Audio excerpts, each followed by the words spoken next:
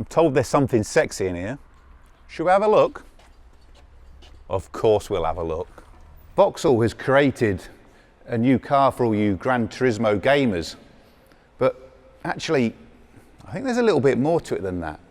I think this is also a glimpse of a future Corsa. We've been working on this for the best part of a year, you know, really putting all the elements together to bring it to you today.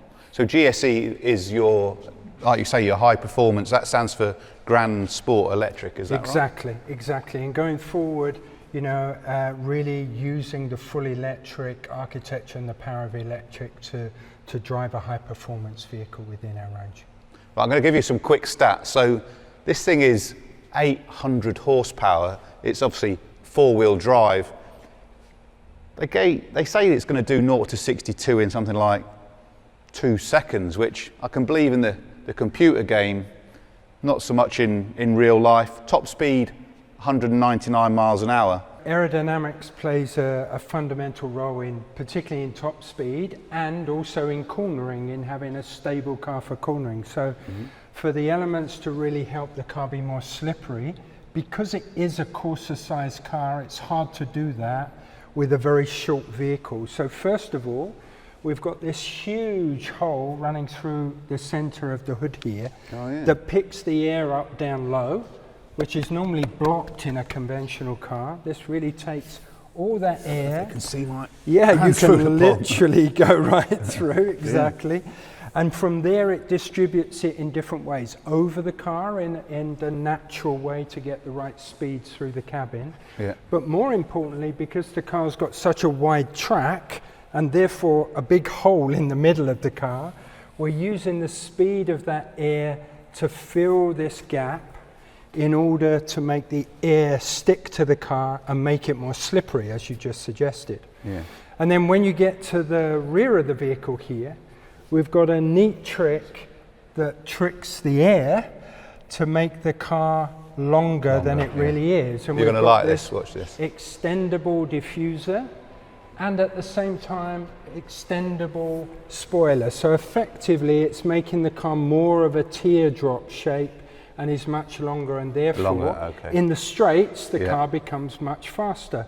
And then the additional functionality is when you come to corners, in order to get more stable and more grip on the rear in particular, you use this like an air brake. So it tips up and gives you more stability. This is obviously a future thinking car. I see, as you sort of, we spoke a bit earlier, there's some triangle elements here which remind me of some of the old Manta race cars of old. There's a little bit of Calibre in the front, maybe a shade of Nova here on the rear wheel arch, but this interior is out of this world, isn't it? Absolutely out of this world. Well, we think it's very cool, and obviously in this particular car we've done it in the context of a race car, but what's really important is it's been developed around our very simple principle, what we call pure experience, which is about making you focus on the road and having very quick reaction times to any control. So yes, it's very extreme in a race car, but that thinking really fits for the future road car. So what we've got are the fundamental elements of what we want, you know, the future to look like. So it's got a full head-up display, really floating out in front of the car to make you focus on your key information up ahead of you. And here we call this painting with light, and that's actually using the fabric material that wraps around you, using it to supply secondary information. For example, a blind spot alert. You know, when a car is coming up your inside, particularly in a racing context, there's actually a red beacon comes up on the side of the door versus a typical little warning light that happens on the mirror. So you'll see that come up. And then there's all this other secondary information that we're integrating, whether it's box in a race configuration or the start and finish execution. But you can really see that this has got all sorts of, as the blind spot coming up there, so there's all sorts of opportunities to really have something that helps your senses and your peripheral vision. So what we've done with the seat is we've actually tried to make it super functional, so it holds you tight, but also very lightweight. And by doing the way we have, we've molded the cushion into the chassis itself, but the upper part of the seat, instead of dragging structure up from the floor, we've actually just secured the upper part of the seat to the roll cage, which is structure that already exists. So again, that allows us to make a very lightweight execution of the seat. And because that is a fixed seat, then obviously the steering wheel and the pedals then move, as you can see here, to bring it to your optimal driving position. Pedals and steering can move independently. So on this steering wheel, it looks like a steer-by-wire yoke steering wheel. We've got like a rocket boost button here, and we've got 4 squares here that light up as you're using the boost power. So once you get all 4 squares, that means that you've depleted all the extra performance, and you have to wait for those yellow squares to light back up again. Is that right? In order to, so it's almost like you have a 4 seconds boost. It's a bit like KERS in Formula One, you know, where you can use it for attack or defense. Yeah, you know, you're using it at select times, and then it regenerates through the rest of the lap or for a period of time. So that's something that's pretty cool. Is that something that could feasibly carry over to a road car? Again, there's no reason why any of that type of technology, particularly when you're in the electrified world, why you can't use that type of technology to give you that extra performance when you need it.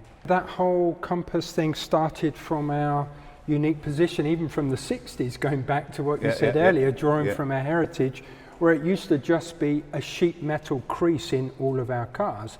And since then, in more recent now, we've developed the idea of illuminating that on the exterior, front and rear, which is our compass lighting signature. But now we're taking that further, because the idea of the compass gives you a very organized set of criteria. Even you'll see hints of it in the steering wheel, you can see the compass in the head-up display, you can see elements. It's around area of control and structure. So, for example, secondary switches, if they're arranged in a super logical way, once you know they're there, you never have to look at them.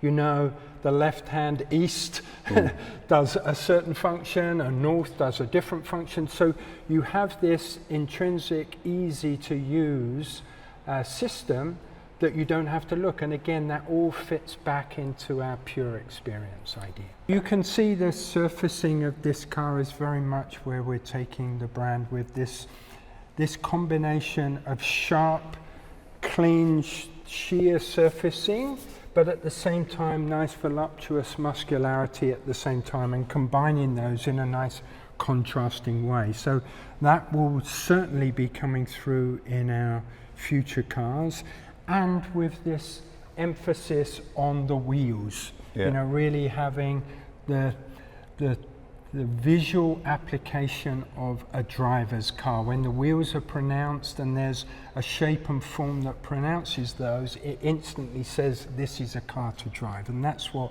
we want to communicate with our cars. And I think graphically, you know, you already see even today's Corsa in the C-pillar shape there. So that's a reference to the Corsa, but obviously it's done in a different way, and it's done in a more modern way, but it certainly hints at the type of car it is. Squint a little, or squint rather a lot, and this is, shall we say, our first look at Corsa in 2027 and Corsa GSE, the performance version, in 2027. Until then, we're going to have to be satisfied with the PlayStation version, the Gran Turismo 7 version, which is coming as a download in the next few months. But I've got a challenge. I think Vauxhall should actually put 2 e-motors in it, and let us take it out on a track somewhere and give it a real run for its money.